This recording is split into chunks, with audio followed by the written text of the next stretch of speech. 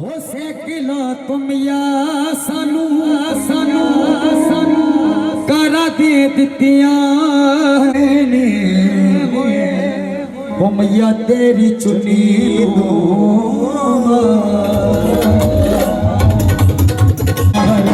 पसंद किवें आई वो कुछ बोल चुकी महारानी पसंद किवें आई वो कुछ बोल चुकी महारानी पसंद किवें हो वो कुछ बोल चुकी महारानी पसंद किवें आई वो कुछ बोल चुकी वो बोल चुकी वो बोल चुकी वो बोल चुकी वो बोल चुकी वो बोल चुकी आई वो कुछ बोल चुकी हो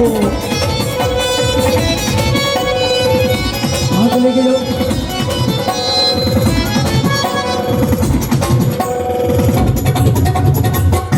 और देखिए माता रानी की चुनरी ना सभी भक्तों के पास आ रही है।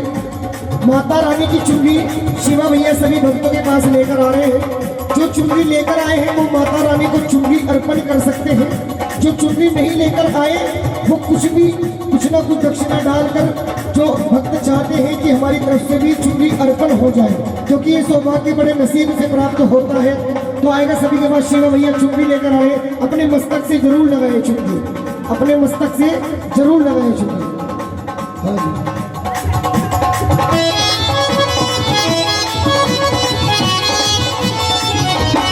जय हो।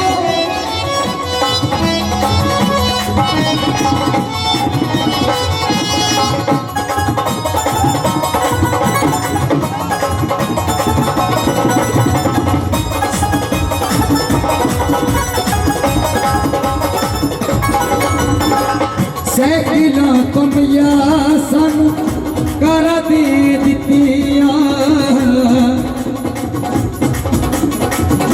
करा दे दित्तियां उजड़े होए बगानो बहरा दे दित्तियां उजड़े होए बगानो बहरा दे दित्तियां।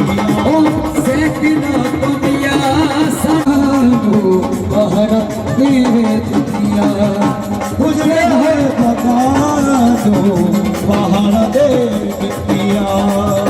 तेरी मेरे नाल छोटे तेरी मेरे नाल छोटे अज बड़े होए ने तेरी मेरे नाल छोटे अज वडे होए एना दिता दातिए एना दिता दातिए एना दिता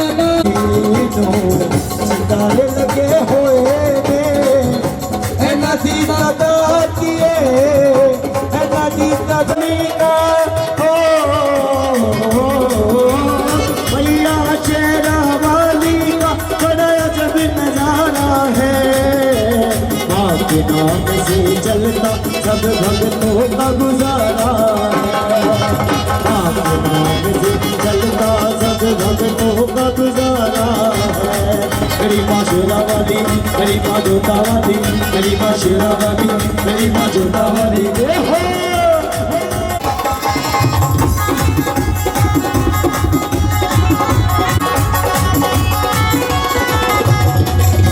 क्या कहे जोगी माँ की जोत जगाती भरती है वो तेरे धाम का है मेरी माँ तेरे धाम का।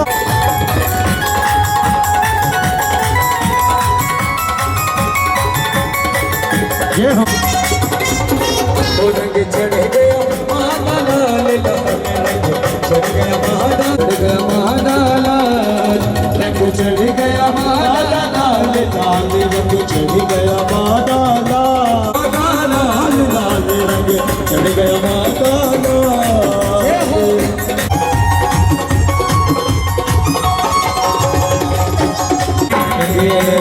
शेरा वाली शेरा वाली ऐसी होई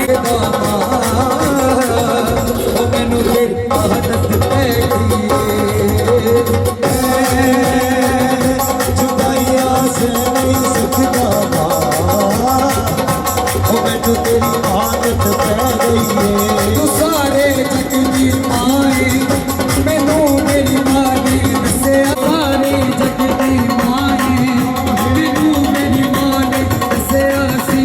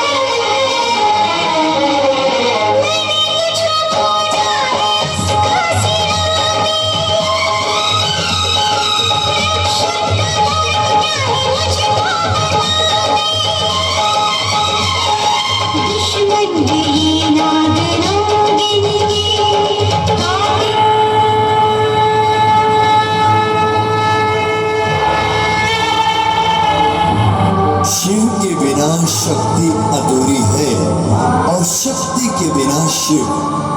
उसी परम पिता परमेश्वर की असीम अनुकंपा हम सब पर बनी रहे। रामपुर रोड के हरिद्वार उत्तराखंड देवभूमि से आए एक अनूठे टीवी कलाकार मास्टर योगेश जमानिया, जिन्होंने नृत्य नाटिकाओं से हिंदुस्तान के अलग अलग राज्यों में अपनी कला का प्रदर्शन किया है। वही कलाकार इस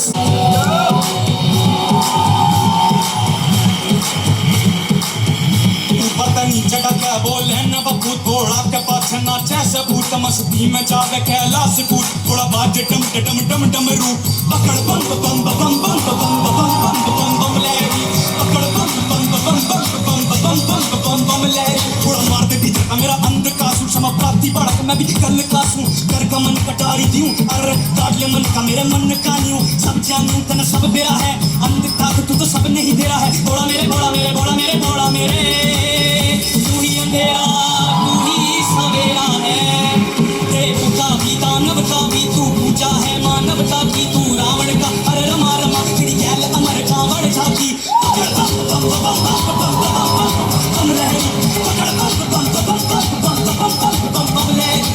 समाया छल कपट आदि असम राग कर सब तन चला दी चरण शरण में भगत बोला मेरे मन में वास कर बना दे भला भी कतापी अहंकार ना अभी बड़े प्रतापी धर्म बने ना मन करे तू ही है एका तू ही रचेता स्वामी विनाशकारी आदि स्वांग रच जो तभी मचल मन ना दान समझ मन माफ कर रोज बटे जो तभी विसर पर वर नाच न तू साफ कर घोड़ा मेरे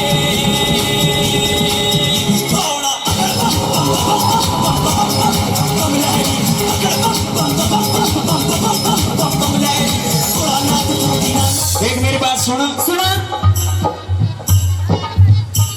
कहते एक काम सौंप रखा है भांग घोटन का और वैसे सब कहेंगे ठाट कर रखे तेरे लिए क्या है कि ठाट नहीं है तो जो इतनी चीज तेरे धो रहे हैं कोई सोने की कोई चांदी की कोई हीरे की कोई मोती की ये कड़े ते लेकर आई ये सारी की सारी मेरे बाप ने दी थी तेरे बाप ने हाँ सारी की सारी की सारी मतलब सारी अपनी पियर तले आई है सारी पियर तले आई मेरी दियोड़ी एक भी चीज को एक भी चीज नहीं है याद कर ले कोई एक आधी चीज मेरी भी होगी सारी याद है एक भी ना दी तने बाद में कदे पीछे पछतावा हो एक आधी चीज मेरी भी निकला होगी लेकर आया कुछ वो घेर के इतने बड़े बड़े सांप गले में आ गया जो सूट पहन रही है कड़े तले काई अपने पियर ते आगे नमो करके बता पियर तले आई हूँ ये बराती है मेरे सारे जितने भी हैं तो मैं कि झूठ बोल लूं सारा अपना पियर तले आई हूँ एक दो इनमें तो बिचौला भी बैठा है इनका बता तू सारी चीज पियर तले आई है सारी पियर ते सूट पहन रही है कितने लाई पियर ते या चुन्नी पियर ते गले में चैन पियर ते हाथ की अंगूठी पियर ते ये पजेब पियर ते देख ले भी याद कर ले नहीं सारी याद है मेरा दिमाग है ना सही काम करे है तो फिर जल्दी बता थोड़ी पूछ सूट कितने लाई पियर ते चैन पियर ते चुन्नी पियर ते कान के पियर ते नाक के पियर ते पजेब पियर ते अरे वो गणेश पियर ते कौन सा यो गणेश पियर ते ना लाई हूँ मैं पहले कहता ना कि एक आधी चीज मेरी भी मिल जाएगी तो यार चीज तो यहीं से ही ली है मैंने अच्छा हाँ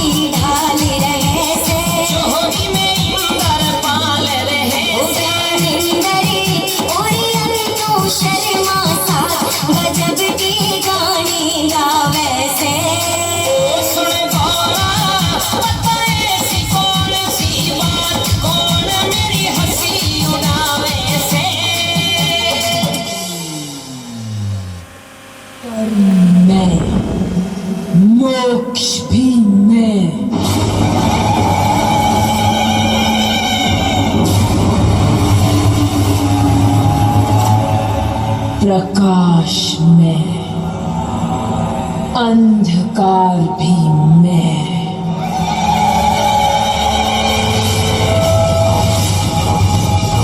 मार्ग में, लक्ष्य भी मैं।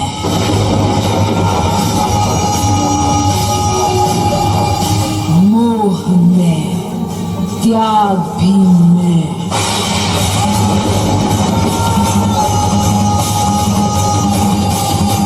कण भी मैं, ब्रह्मांड भी मैं। अंत भी मैं, आरंभ में। कोई मैं।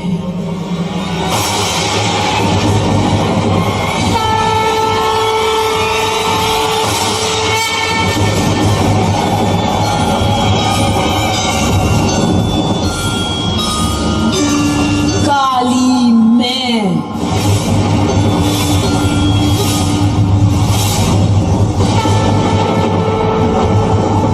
महाकाली मैं।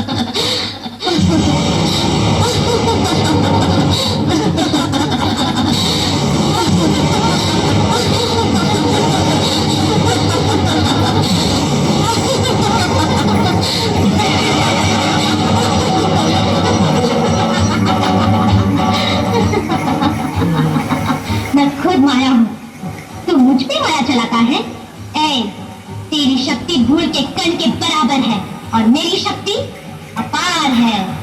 तू मुझे मत छेड़। तू दुनिया की रक्षा करती है, हैं? अब तेरी रक्षा कौन करेगा देखते हैं। तुझे 1000 आंखों वाली कहते हैं, यहाँ तो सिर्फ 2 ही आंखें हैं, उन्हें भी अब मैं निकालने वाला हूँ।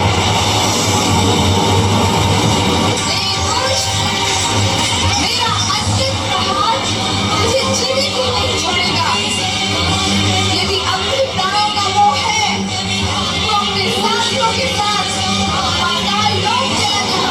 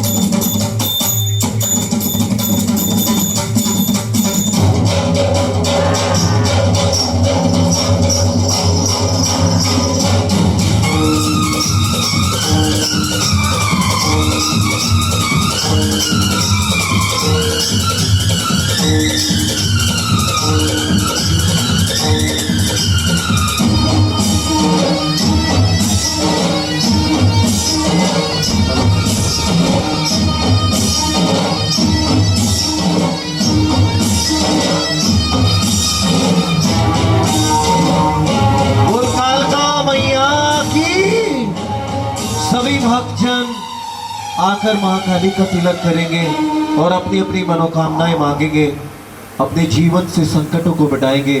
सभी जो भी भक्तजन हैं आशीर्वाद दीजिए महारानी महाकाली, और महाकाली का ये दिव्य और विराट स्वरूप आप सभी को देखने का सौभाग्य प्राप्त हुआ है। बोल कालका मैया की जय, बोल दानवों को मारने वाली मैया की जय, बोल शिव शंकर की जय। जय हो मैया तेरी सदा ही जय।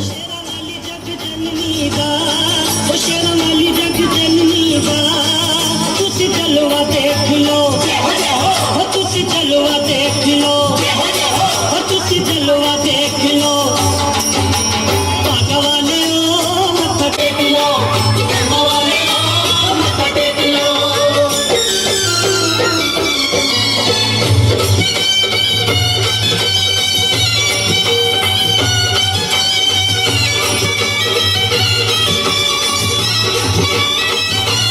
देखो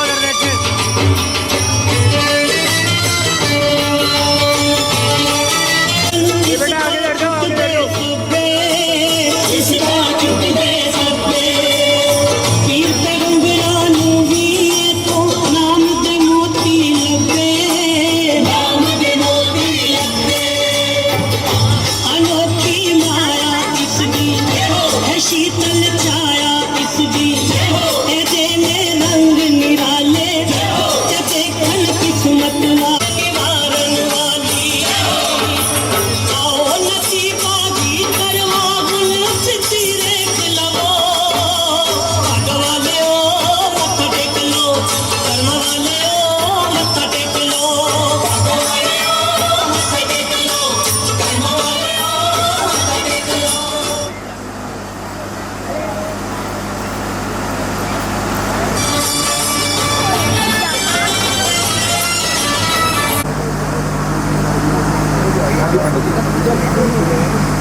का मन भाव हो दक्षिणा इसके अंदर रखे और देखो 3 बार इसके ऊपर से घुमा कर रखना है।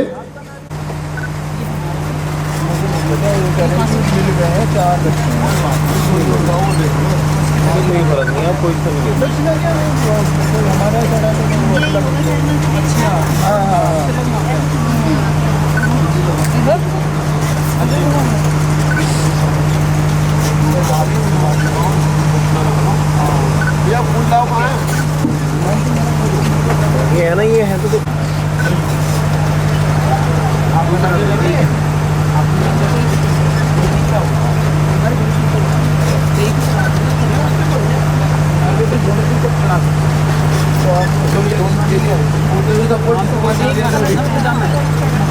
नारियल वाले एक पूजा में अलग मंगा पड़ता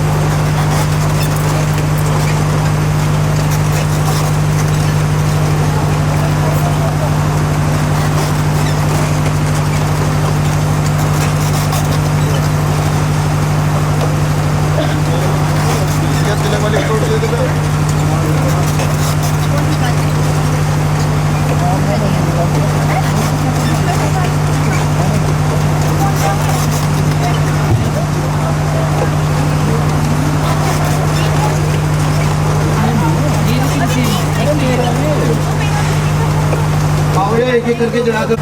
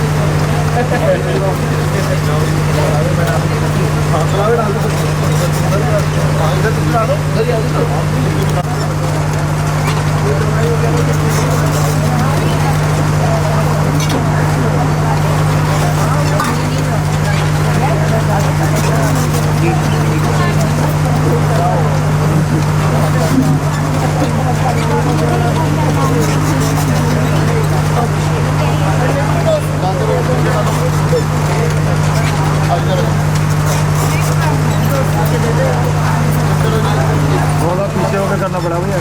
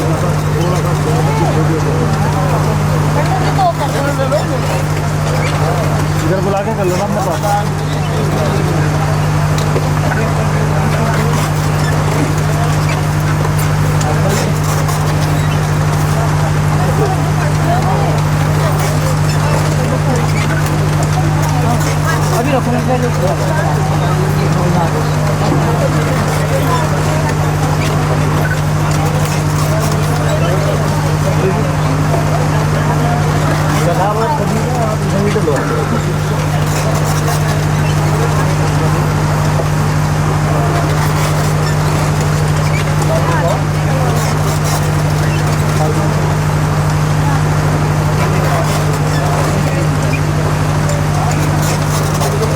करो यार, हाँ जी, थोड़ा सा भाई साहब, थोड़ा करो।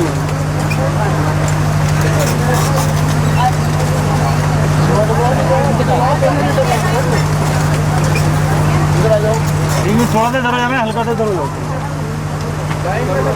ये थोड़ा हाथ नीचे करो ना, हल्का कर दो, पहले कर दो। बस बस, अब हाथ नीचे करो, हाथ आराम का, थोड़ा हाथ नीचे करो।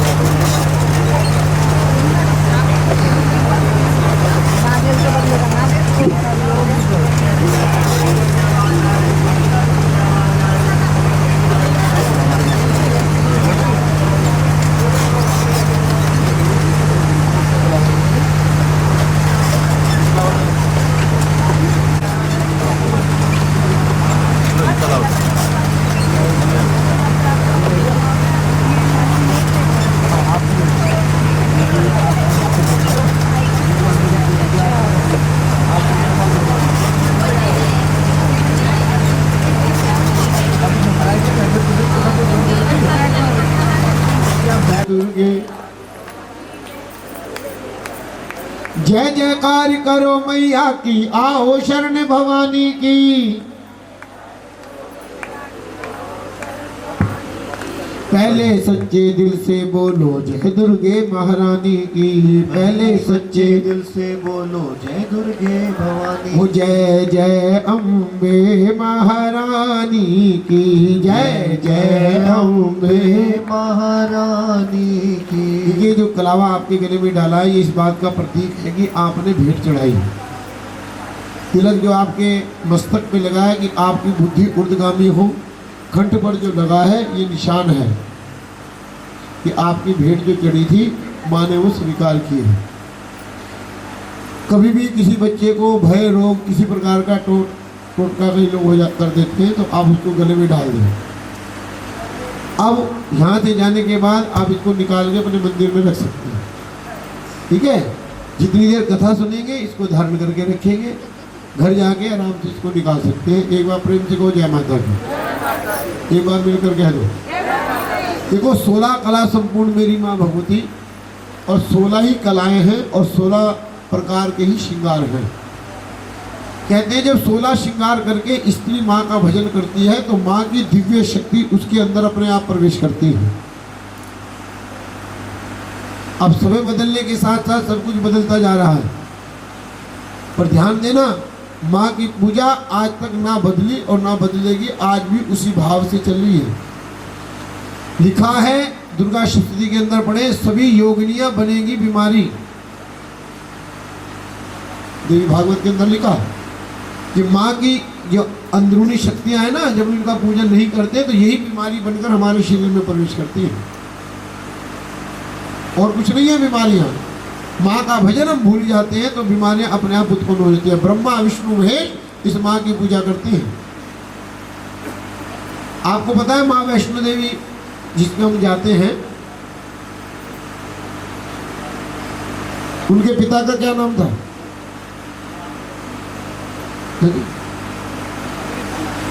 पता ही नहीं। हम जाते हैं वैष्णो देवी, कई लोगों से पूछो क्या करने जाते हो, अरे बड़ी ठंड होती है। अरे ठंड लेने थोड़ी जाते हैं वहाँ पे कि ठंड हो रही है, वहाँ जाते हैं माँ के पावन दर्शन करने। आपको मालूम है पहले दर्शन किसके हैं वहाँ पर? जब हम गुफा में जाते हैं तो सबसे पहले दर्शन किसके हैं? हाँ जी, सबसे है पहले महालक्ष्मी। सबसे पहली कौन सी है? हाँ, कभी जाओ तो इस भाव से दर्शन भी करना। सबसे है पहली महालक्ष्मी, फिर है माँ लक्ष्मी, है जी, उसके बाद है माँ सरस्वती, और अंतिम में माँ कालिका। आप कभी वैष्णो देवी जाओ तो आपको दर्शन होंगे। सब लोग वहां पर नहीं जा सकते। देखो कई लोग सोचते हैं कि हमारे पास पैसा बहुत है, हम तो जाके दर्शन करें। सब लोग दर्शन नहीं कर सकते, ये माँ की बहुत बड़ी कृपा है। वहाँ वही जा सकते हैं। आपने भजन सुना होगा ना, ताड़ी बजा के बोलो कि तूने मुझे बुलाया शेरा वालिए, मैं आया शेरा वालिए, हो तूने मुझे।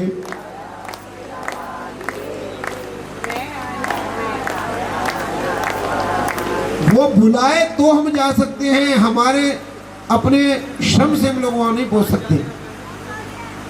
ये घटना याद आती है, सहारनपुर में आरा एक रुकमण दोनों ही माँ की पुजार, अंतर क्या दोनों की चाह में बोलो, एक राज दुलारी एक कर्म की मारी, एक राज दुलारी एक कर्म की मारी। राजा हैं, क्या काम करते हैं? बड़े प्रेम से माँ का भजन करते हैं, पर कहते हैं कि संसार में कोई भी व्यक्ति सुखी नहीं है, सुखी केवल राम का दास, हरि का दास, गोविंद का दास। राजा को भी एक दुख था, क्या उसकी कोई संतान नहीं थी। अपने राज पुरोहितों को बुलाया, पूछा भैया क्या करना चाहिए? उसने कहा एक काम करो, आप एक यज्ञ रचाओ, माँ भगवती का एक यज्ञ रचाओ, उसमें बैठकर सारी रात माँ जागकर माँ की ज्योत के समक्ष बैठकर माँ से अरदास करो। जो काम कहीं नहीं हो सकता वो माँ भगवती कर सकती है, क्योंकि ऊंचे सिंहासन बैठकर मैं सबका मुजरा ले, और जैसी जिसकी भावना वैसा ही फल दे। बड़े प्रेम से माँ का ध्यान किया, माँ के चरणों में प्रार्थना की कि आओ हम सारी रात जाकर माँ को बुलाएं। सब लोग बैठ कर माँ का भजन करने।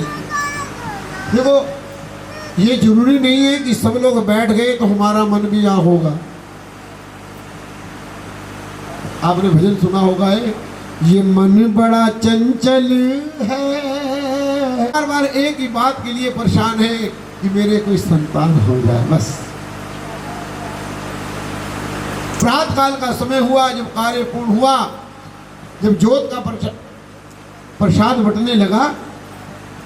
देखो कुछ लोगों के मन में ये भी बड़ी समस्या होती है, जो सुबह प्रसाद मिलता है ना, नहीं केला रहने दो, सेब दे दो, अनार दे दो। अरे भैया यहाँ प्रसाद मिल रहा है, ठेले पे मिल सकता है ये तो सारा सामान, कौन सी बड़ी बात है?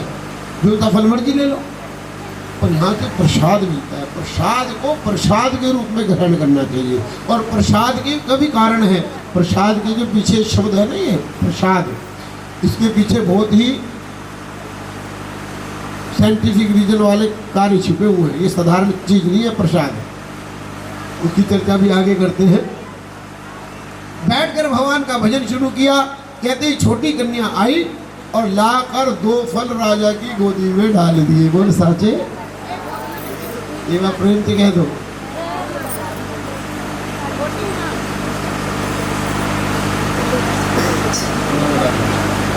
कहा भैया हमें क्या, हम तो सेवक आदमी है। तो राजा तो सेवक आदमी है, उसने वो क्या किया, वो फल रानी को दे दिए। रानी क्योंकि अपने भाव से थी, हर व्यक्ति का भाव अलग अलग होता है, एक जैसा भाव किसी का नहीं है। 5 उंगली आज तक बराबर नहीं हुई इसलिए, और जिस दिन ये बराबर हो जाएगी आप रोटी नहीं बना सकते, खाना नहीं खा सकते, पैर नहीं चला सकते। अभी करके देखो ऐसे क्या होगा। तो क्या हुआ, भाव जगा, भाव जगने के बाद रानी ने उन फलों को ले लिया, एक फल खाया और आधा फल दूसरा जो था आधा खाकर आधा क्या किया, देखा आसपास कोई देख नहीं रहा, नहर में डाल दिया। बोल सांचे। जन्मी राजा के घर कन्या तारा नाम रखाया है, बड़े भाग्यशाली तेरी बच्ची पंडित ने बतलाया है। राजा राज करे तेरी बच्ची, ऐसा योग बना इसका, तेरे नाम की धूम मचा दे, अमर नाम कर ले अपना। ऐसा भाव जगा और समय बीतने के साथ साथ नामकरण संस्कार हो गया। सुंदर ग्रह नक्षत्रों में कन्या आई, नाम रखा गया तारा। उधर समय बीता, साल तीसरे राजा के फिर दूजी कन्या जन्मी। रंग सावला देख के राजा के मन में शंका पनपी, अरे विधाता कैसी लीला, वो गोरी ये काली है, इसका मुखड़ा कांतिहीन, उसके मुखड़े पर लाली है। फिर ब्राह्मणों को बुलवाया, उन्होंने कहा देखो राजा इसका कोई उपाय नहीं है। क्यों? कहा कि आपको इस कन्या को अभी विदा करना होगा। क्यों? क्योंकि ये ग्रह नक्षत्र इसके योग जो है वो बड़े खतरनाक है। पंचम ग्रह में इसके मंगल बैठा है जो आपके लिए हानिकारक हो सकता है, इसलिए आप इसको विदा कर दें। क्या करें? कहा कि जिस प्रकार से कन्या विवाहिता जब होने लगती है तब भी तो हम उसकी व्यवस्था करते हैं, व्यवस्था तो करनी पड़ती है। क्या करो? कहा कि भैया इसको आज ही विदा करने का इंतजाम करो। एक लकड़ी का बक्सा बनवाया, ऊपर हीरे जवाहरात इत्यादि लगा दिए, अंदर कन्या को लिटाने का प्रावधान करने लगे। पर राजा के मन में एक शंका उत्पन्न हो गई। बोलो सांचे।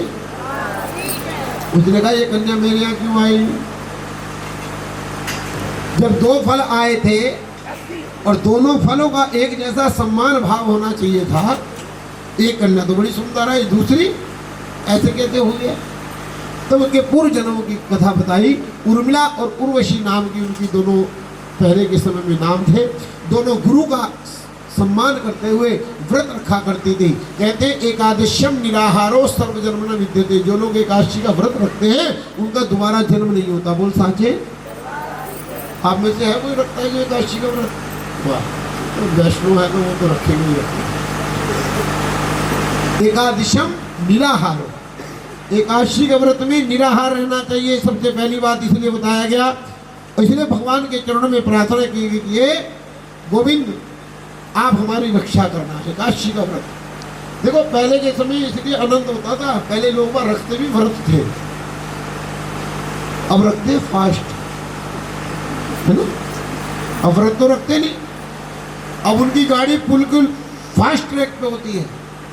एक दिन पहले सिस्टम बना लेंगे, थोड़े से कुट्टू का आटा लेने आना, सामक के चावल लेते आना, घी की लौज लेते आना, थोड़े से सेब ले आना, थोड़े से केले ले खाए और साथ में ले भी लिए कि भैया बड़ी बहन के लिए भी ले लूँ। और आकर जैसे वो वहाँ पहुँची, दुर्गंधी के कारण से नाक बंद हो गई, कहने लगी ये तो क्या लेकर आ गई है? जैसे देखा तो क्या देखा, मांस के पकौड़े। कारण कि एकादशी के दिन लोग चावल तक त्याग देते हैं, अन्न तक त्याग देते हैं, तूने मांस का भक्षण कर दिया, ऐसे ही योनि में तुझे जाने का श्राप दे दिया। कहाँ? उनको श्राप दे दिया छिपकली की योनि में जाने का। कहते कौरवों पांडवों का युवा पांडव युद्ध जीत गए और युद्ध जीतने के बाद उन्होंने अश्वमेध यज्ञ रचाया। अश्वमेध यज्ञ के अंदर बड़ा सुंदर भाव से जो घोड़े इत्यादि आते हैं उनका सब कार्य किया जाता है, बहुत लंबा चौड़ा विस्तार से कार्य होता है। उसमें यज्ञ होता है, यज्ञ में खीर का प्रसाद बना। अब देखो सब लोगों को निमंत्रण भेजा पर दुर्वासा ऋषि को निमंत्रण, जिसको कहा गया ना, क्योंकि पहले तो संदेश वाहक होते थे, खुद थोड़ी जाते थे। संदेश वाहक को भेजा कि जाओ और जाकर सबको निमंत्रण दे के आओ। उसने सोचा ये क्रोधी आदमी है, मैं वहां पहुंच गया, मेरे से पूछेंगे भैया क्यों करा रहे हैं। कौन कौन आ रहा है। अब मैं सारी जानकारी दूंगा, पता चले है तो क्रोधी, 1 मिनट में पता चला मुझे शराब दे मारा। उसने कहा भैया जाके कह दूंगा वो मिले ही नहीं घर पर। अब दुर्वासा ऋषि को ये बात चला कि अश्वमेघ यज्ञ हुआ, मुझे नहीं बुलाया। जो खीर बन रही थी, देखो यहाँ पर एक संकेत है महिलाओं के लिए, ध्यान देना। कथा का मतलब ये नहीं कि कथा करिए और कार्य पूरा हो गया, संदेश भी होते हैं बीच में। संदेश क्या है, जब भी आप भोजन बनाने के लिए बैठे बड़ी सतर्कता के साथ बैठे। बुझे हुए मन से कभी भोजन नहीं बनाना चाहिए। क्यों? भोजन बनाने का भाव क्या है, अन्नपूर्णे सदा पूर्णे शंकर प्राण वल्लभ है। भगवान भोलेनाथ जो है भिक्षा मांगते हैं माँ पार्वती से, आप मुझे भिक्षा दो तो मेरा आगे का कार्य प्रारंभ होगा। और ये भिक्षा यानी कि जो अन्न की भिक्षा है, ये हमेशा परिवार के लोग स्त्री के सामने अर्चना करते रहते हैं। और जिस घर में पुरुष खाना बनाते हैं ना, उसमें कभी बरकत नहीं होती, ध्यान देना। वो अन्नपूर्णा के भाव से ही होती है। बैठकर भगवान का भजन किया और अन्नपूर्णा मैया का ध्यान किया। ध्यान करने के बाद सब लोग क्या किया, जो लोग वहाँ खीर बना रहे सब अपनी अपनी बातों में मस्त हैं। दुर्वासा ऋषि ने देखा, उन्होंने एक बाज का रूप बनाया और ये जहरीला मरा हुआ सर्प उठाकर कढ़ाई में छोड़ दिया। बोल सांचे। और ये दृश्य देखा किसी ने नहीं, और देखा किसी ने। क्यों? कोई देखे ना देखे वो तो देखता होगा। किसने देखा? दीवार पर लगी छिपकली पर दृष्टि पड़ी, अरे वाह, सर्व डाल दिया और ये अपने काम में मस्त है, कोचे ही चला रहे हैं, मालूम ही नहीं है। उसी समय जब वो लोग आए कि भोग के लिए प्रसाद लेना है, हमें चलना चाहिए, जैसे उठकर चलने लगे प्रसाद उठाने के लिए, छिपकली ने सबके सामने उसके अंदर कढ़ाई के अंदर छलांग लगा के अपने प्राणों को फूटी दे दी। बोल साचे। सबने उसी समय उसको श्राप दे दिया, जा नीचनी कुलंकिनी, ये तुमने क्या किया, हमारा बना हुआ प्रसाद तुमने बेकार कर दिया, ये क्या कर दिया तूने। अब करे तो करे क्या, बड़ा विचार किया मन में कि भैया बताओ, बना बनाया प्रसाद बिगाड़ दिया। भगवान कृष्ण तक पहुंचे, जाने के बाद सबसे पहले उन्होंने क्या किया, भगवान कृष्ण ने कहा सबसे पहले तो तुम्हें क्रोध नहीं करना चाहिए था। जब तक किसी बात को तह तक नहीं जान ले, हमें अपनी वाणी का प्रयोग नहीं करना चाहिए। क्या किया, भगवान का ध्यान किया और कहा कि जाओ इस खीर को किसी गहरे गड्ढे में दबाओ जिससे कोई कीट पतंगा पशु पक्षी ना खा जाए। कामधेनु गाय को बुलाया, दोबारा दूध आया, खीर की प्रसाद बन गया और खीर के प्रसाद बनने के साथ साथ वो वितरण भी हो गया। तब कामधेनु गाय को भगवान ने एक आशीर्वाद दिया, क्या, आज के बाद जो भी अपने घर में पहली रोटी तेरे नाम की बनाएगा उसके घर में अन्न धन की कोई कमी नहीं होगी। इसलिए पहली रोटी किसकी, पक्की बात, पहली रोटी किसकी और अंतिम कुत्ते की। अब भाई साहब ऑफिस में जाना है, साहब को उनका पहली रोटी आप ही खा लो, आपको तक से कम हो। नहीं यहाँ वाले नहीं, यहाँ वाले तो समझदार है, तो बाहर वालों की बात कर रहा हूँ, यहाँ वाले तो सब समझदार है। थोड़ी देर रोटी बैठना ना मेरे को। तो पहली रोटी क्या किया, तो सांप को खिला देते, और अंतिम रोटी किसकी है, मैंने तो खा ही नहीं आता। उन्होंने भजन छोड़ के बक्से के पीछे गए और राम राम जपते जपते जपते जब पानी नाक तक आ गया, बक्सा दूर था, तो मरा मरा मरा मराम कहने लगे, भैया निकल लो, पता चला मामला उल्टा ही हो जाएगा राम राम से। तुरंत बाहर आए, ढूंढ रहे हैं कोई व्यक्ति मिल जाए, भील जाति का व्यक्ति दिखाई दिया, भैया बात सुनो, देखो बक्सा निकालो इसे। उसने कहा मुझे क्या मिलेगा, उसने कहा भैया बाद में सोच लेंगे क्या मिलेगा, अगर ये बक्सा ही चलेगा तो कुछ भी नहीं मिलेगा। वो कहे निकालो तो सही, मुझे तैरना नहीं आता। उसने कहा मिलो, उसने निकाल के बाहर रख दिया। अब ब्राह्मण देवता तो ये सोच रहे हैं कि भैया ऊपर तो माल बहुत दिखाई दे रहा है और अंदर भी भारी है, इसका मतलब अंदर माल ज्यादा है और बाहर ये हीरे थोड़े मोती, तो हीरे मोती लगे हुए हैं, अंदर ज्यादा भारी दिखाई दे रहा है। अब वो भील जाति से कहता है भैया ऊपर का तुम ले लो, अंदर का मैं ले लूं। भील जाति के व्यक्ति ने सोचा पंडित जी ज्यादा होशियार बन गए, उसने कहा एक बात सुनो पंडित जी, मान लो आप बक्सा खोलो और इसके अंदर ईंट पड़ी हो, कुछ भी हाथ नहीं लगेगा तुम्हारा, ये तो दिख रहा है। पंडित जी ने सोचा बात तो ठीक है भाई, ये तो दिख रहा है। उन्होंने ऊपर का सामान समेटा और वो बक्सा लेकर जैसे ही उसने बक्से को खोला, क्या देखा, एक नवजात कन्या अपने पैर का अंगूठा चूस रही है और टकटकी निगाह से देख रही है। तुरंत अपने सीने से लगा लिया। कहते हैं नमक बिना फीका लागे जैसे रस भट पकवान, वो घर भी नर्क है जिस घर नहीं संतान। हाथ जोड़ के प्रार्थना कर दी, माँ के चरणों में नामकरण संस्कार दिया, नाम रख दिया रुक्मणी, और प्यार से उसको कहने लगे घर पे रुको रुको रुको। समय बीता, 20-22 वर्ष बीत गए, दोनों कन्याओं का विवाह हो गया। वो महलों में है मेरी अम्बे है मेरी माँ, दुर्गा है मेरी माँ, सारे जग को खेल खिलाए, सारे जग को खेल खिलाए, दुखियों को वो गले लगा। क्योंकि तारा जो थी वो माँ कात्यायनी की उपासक थी, जिसकी हम छठे नवरात्रि में पूजा करते हैं।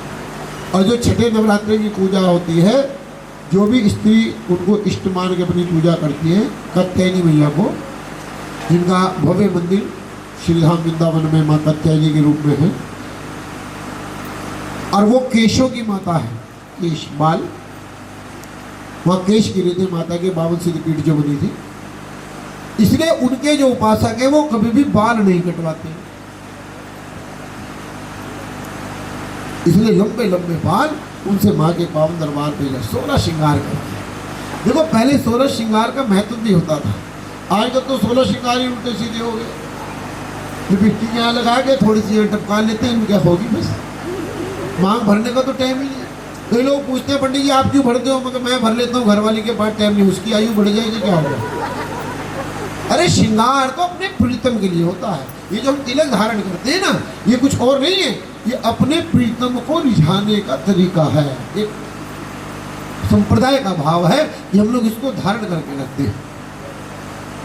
हनुमान जी की पूजा कहाँ से प्रारंभ हुई मालूम है, यहीं से तो प्रारंभ हुई। एक बार उन्होंने देख लिया माँ सीता को अपनी मांग भरते हुए, पूछा भैया आप क्या कर रही हो, उसने कहा मांग भर रही हूँ। क्यों, अरे तुम्हारे राम जी की आयु बढ़ चुकी है। उसने कहा अच्छा। उन्होंने अपने पूरे शरीर पे सिंदूर लगा लिया, देखो, और सिंदूरिया हनुमान बन गए। ऐसी थोड़ी उनका नाम हो गया। हम भी कुछ ऐसे कर्म करें, इसलिए कर्म करते करते ये भाव हमने ठप ठाप हुई। अच्छा ये जो लड्डू गोपाल देखो यहाँ पे विराजमान है, अपनी बात कह देंगे।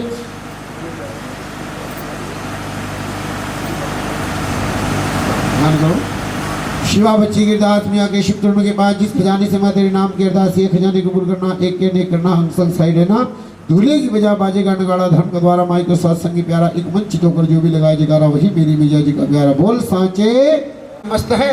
और रुक्मण के बालक को कुछ मालूम ठीक है, तारा भी भूल गए। एक दिन उनके मोहल्ले में जागरण था, वो लेकर गई, उसको याद आया अरे मैंने तो जागरण बोला था माँ को। घर पे आकर क्या देखा, छोटे बालक जो था उसका, उसके पूरे शरीर पे दाने हो गए, जिसको हम कहते हैं छोटी माता। और आपको मालूम ही है जब छोटी माता किसी को निकल जाए तो क्या करते हैं, घर पे लहसुन इत्यादि का परहेज कर देते हैं, और नीम है, आम है, उसको पत्ते बांध के थोड़ी सी शुद्ध हवा घर में प्रवेश करवाते हैं। और ऐसा जब काम किया, तड़का इत्यादि नहीं लगाते। जब वो काम किया तो याद आया ये तो डॉक्टरों के पास जाने के ठीक नहीं हो रहा, बहुत जनों के पास गए तो किसी ने कहा भैया ये जो काम आपके साथ हो रहा है ना बच्चे के साथ, ये किसी डॉक्टर का काम नहीं है, किसी वैद्य का काम नहीं है, आप इसको लेकर तारा के पास जाओ। तारा के पास गए, जैसे वो गए उसने हाथ में जल लिया और देख लिया उसको कि भैया ये तो समस्या दूसरी है। जोत से अभिमंत्रित किया, बालक के मुख में डाल दिया और कलावा उसके गले में डाल दिया। बोल सांचे, ये जो कलावा आपको डाला ना, इसलिए बताया जाता है कि कोई भी संकट से ये रक्षा करता है। अब क्या करना चाहिए, उसने कहा कुछ नहीं, अष्टमी के रोज तेरे यहाँ जागरण होगा। पहले बंद कमरों में जागरण होते थे, माँ कालिका के जागरण होते थे, वैष्णव के नहीं होते। माँ कालिका के जागरण में क्या होता, बकरे की बलि चढ़ाई जाती थी, शराब का भोग लगाया जाता, मांस जब खा लिया जाता फिर बैठ के सारे भजन करते और उन हड्डियों को एकत्र करके उसके ऊपर जल का छींटा मार के उसको जीवित कर देते, इसको कहते थे भजन। ऐसे बकरे की बलि चढ़ाई। अब ये नहीं काट के मन में अनेक प्रकार का कार्य बढ़ता गया और वो मन ही मन सोच रहे हैं कि करना क्या चाहिए भैया, ये तो बहुत गड़बड़ हो गया और कोई सुनने वाला नहीं है हमारी। तो अब राजा ने क्या किया कि भैया जाने नहीं दूंगा। क्या किया, उसी नाई से लिया उस्तरा, अपनी छोटी उंगली पर मारा, नमक मिर्च रखकर पट्टी बांध ली और तारा के पास चले गए। तारा, आज हम शिकार पर गए थे और शिकार पर जाने के बाद ये देखो हमारे तीर लग गया। रानी हंसने लगी। रानी तो हंस रही है, मैं कह रहा हूँ तीर लग गया, तू हंस रही है। वो कह रहा है तो बात ही ऐसी कर रहे हो क्या, अगर आप क्षत्रिय हो ना तो मैं भी क्षत्राणी हूं। कोई ऐसा तीर नहीं है जो छोटी उंगली में से निकल जाए। क्यों, आप उस समय क्या कर रहे थे? कहा मैं तीर चला रहा था। तो रानी फिर हंसने लगी। अब क्या हुआ? अरे राजा, जब तीर चलाते हैं तो ये उंगली मुड़ जाती है। आप कह रहे हो इसमें से तीर निकल गया। आप झूठ बोल रहे हो, आपको झूठ बोलना नहीं आता। राजा समझ गया, अब कैसे बताऊं। उसने कहा मुझे कुछ नहीं पता, अब कैसे चोट लगी मुझे याद नहीं है, पर बड़ा दर्द हो रहा है। रानी समझ गई, उसने बैठकर माँ का भजन करना शुरू कर दिया और जैसी भजन की ठंडी ठंडी हवा चली, राजा को नींद आई और राजा सो गए। नीचे लगाया तकिया और रानी चल पड़ी महलों से बाहर। और महलों में चारों तरफ नाकेबंदी है। एक मोड़ को पार किया, उसकी पाजेब गिर गई। दूसरे मोड़ को पार किया, दूसरी पाजेब गिर गई। तीसरे मोड़ को पार किया, रेशमी रुमाल उसके हाथ में था वो छूट गया। और जब ये सब कार्य हुआ, रानी ने वहां जाती सबसे पहले माँ को भोग लगाकर माँ को बड़े प्रेम से आस्वादन दिया कि माँ, मेरे को बहुत देर होगी आपके इस कार्य में आने में, मैं क्षमा याचना करती हूँ, मैं आपका भजन करने आई हूँ। और बैठकर माँ का भजन किया। बोल सांचे, खड़े हो जाओ एक मिनट के लिए भैया, भोग लगा। आनंद के साथ उस समय माँ के पावन चरण में कलश की भेंट चढ़ा के माँ को भोग लगाया।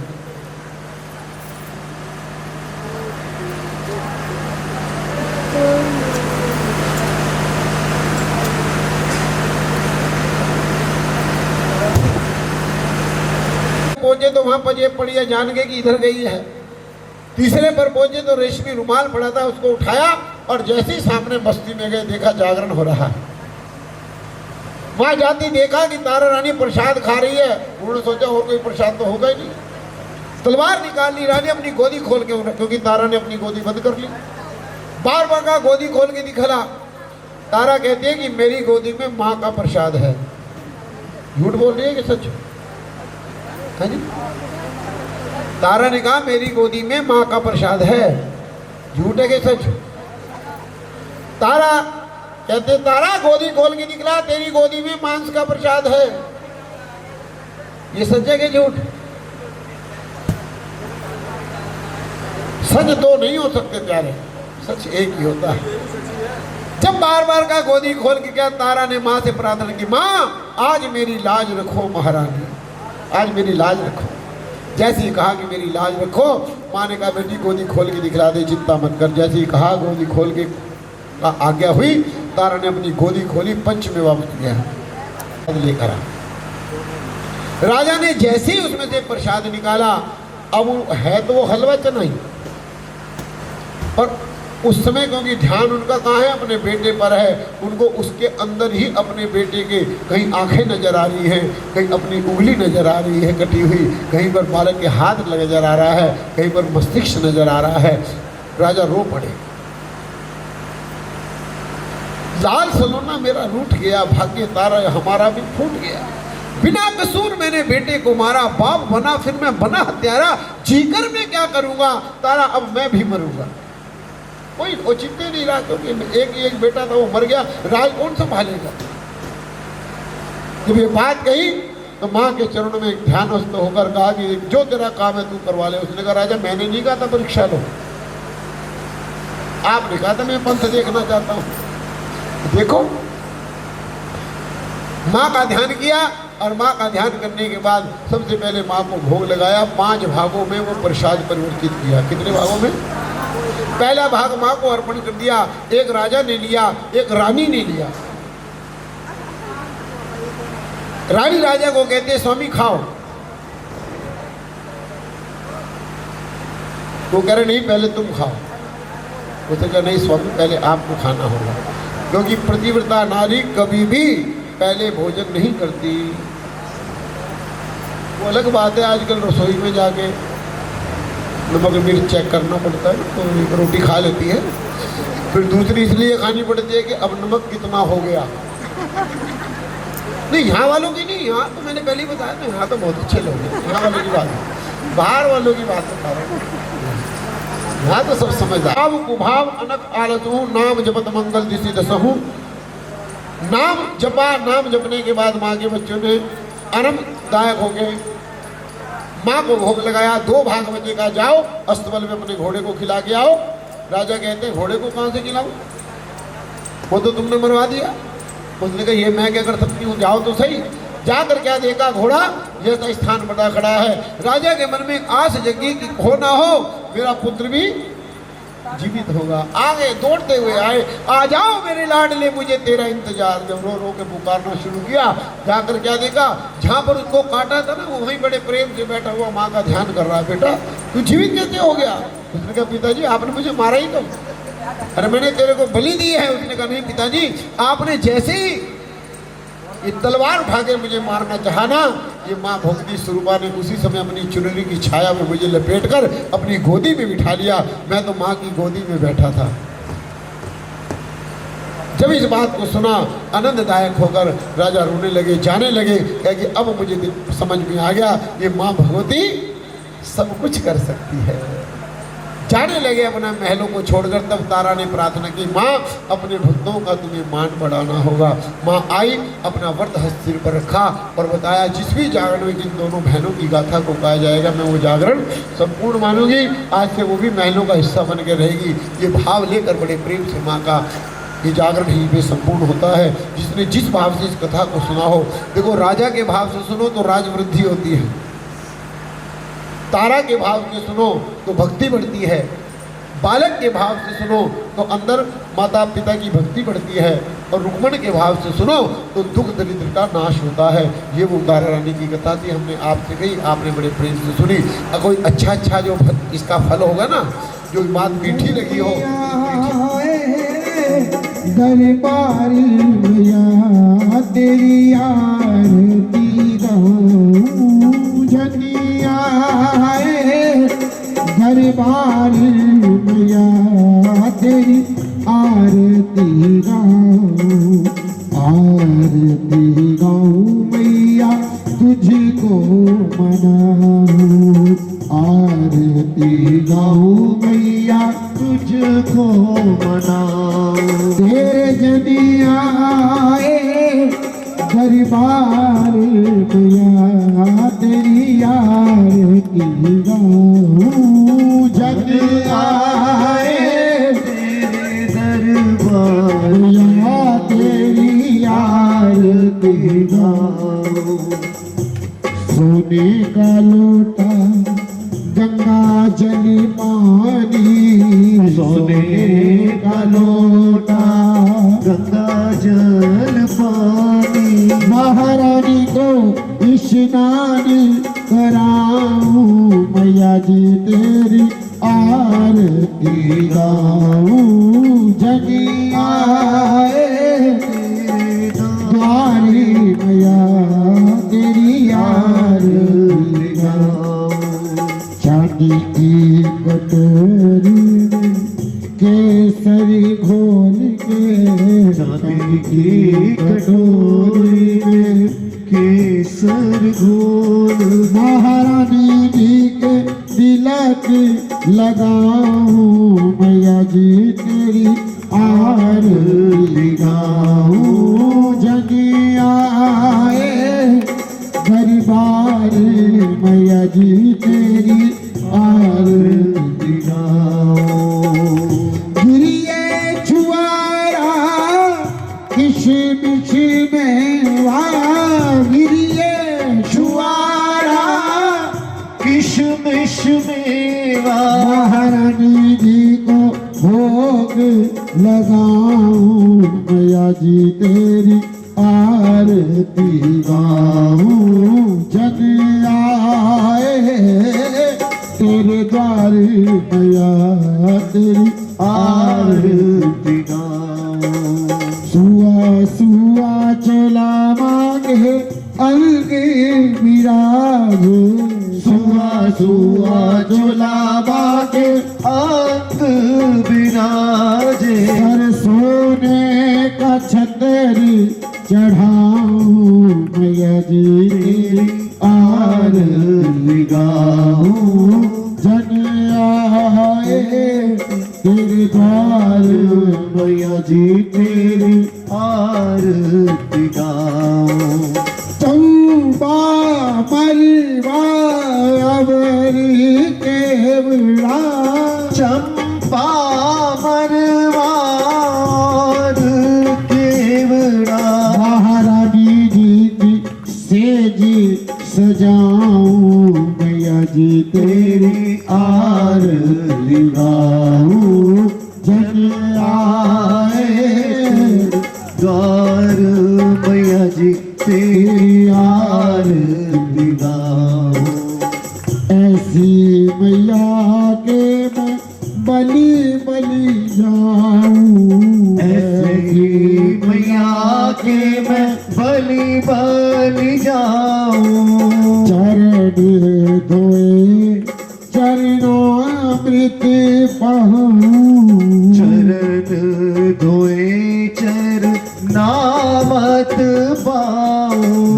ज्योति को शीश झुकाऊं, मैया जी तेरी आरती गाऊं। हो जन आए तेरे द्वार मैया जी तेरी आरती गाऊं। सिमर चरण तेरा नंदलाल गावे, सिमर चरण तेरा नंदलाल गावे।